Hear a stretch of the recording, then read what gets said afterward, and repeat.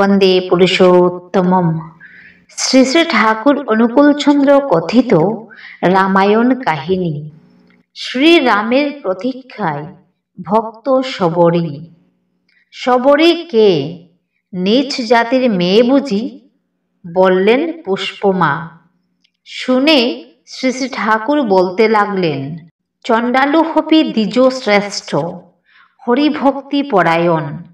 শবরীর কথা শুনলেই বুকটা কেমন করে।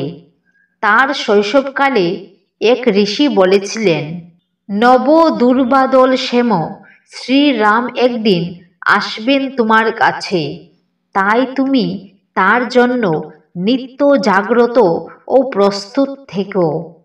সে কিন্তু সে কথাই অবিশ্বাস করল না। সেই বিশ্বাসে ভর করেই দুরন্ত প্রতিজ্ঞায় কাটিয়ে দিল একটা গোটা জীবন।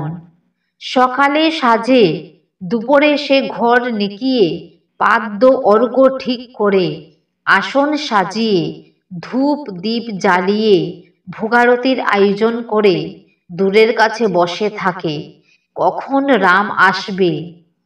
কি নিদারুণ উৎকণ্ঠা তার! কল্পনা করে দেখো তার বুকটার মধ্যে কেমন হু হু করত।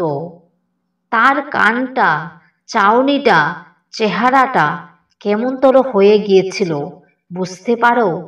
গাছের একটা পাতা পড়ে তো বুকটা ধড়পড় করে উঠে। এই বুঝি আসলেন বাঞ্ছিত, উঠে পড়ে চঞ্চল হয়ে। কখনো রাস্তার পাশে ছুটে যায়, একটি দুটি দিন নয়, দিনের পর দিন, সকাল সন্ধ্যা রাত, সারাটি জীবন ভোর এমনতর। কতজনে ঠাট্টা করত, সে কি সে কথায় কান দেয়? কান দিয়ে তার লাভ কি?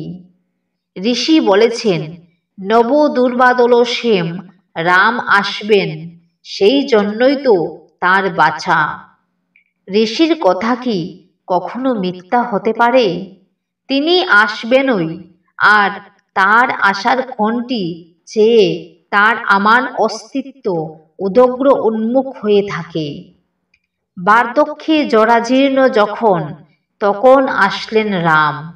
একটিবার রামচন্দ্রের সেবা করে, তারই কুলে মাথা রেখে, তারই মুখের দিকে তাকিয়ে তার শেষ নিঃশ্বাস বিলীন হয়ে গেল।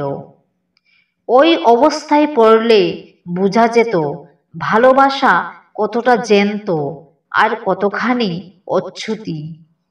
1 ঘন্টার উৎকণ্ঠায় মানুষ কেমন হয়ে যায়, আর সারা জীবন ওইভাবে কাটানো সে যে কথা নয়। আবার সে সবসময় ভাবত, আমার কোনো ত্রুটির জন্য তার আশা ব্যাহত হলো না তো। আতিপাতি করে নিজেকে নিরক্ষর করে সংশোধন করত। সে সব সময় প্রস্তুত হচ্ছিল তার জীবন নিয়ে, চরিত্র চলন নিয়ে রামচন্দ্রের জন্য।